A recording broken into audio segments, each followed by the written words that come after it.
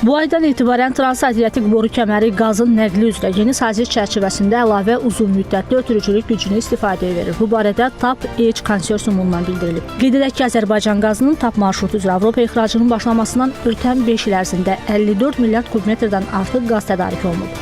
TAP Xəzər dənizində yerləşən Şahdəniz yatağından hasil olunan təbii qazın birbaşa Avropa bazarlarına nəqlini təmin edir. Ötürücülük qabiliyyətinin 20 milyard kubmetrə çatdırılması hədəf kimi götürülmüşdür. Ancaq bu hədəfə nail olmaq üçün əslində Azərbaycan dövlətinin qoyduğu şərt ondan ibarətdir ki, bunun üçün bazarda tələbat olmalıdır. Və bu tələbata uyğun olaraq da hər il müəyyən prosedurları həyata keçirdikdən sonra ötürücülük qabiliyyətini, yəni əlavə həcmlərin ixracını Cənub qaz dəhlizi vasitəsilə həyata keçirmək mümkündür.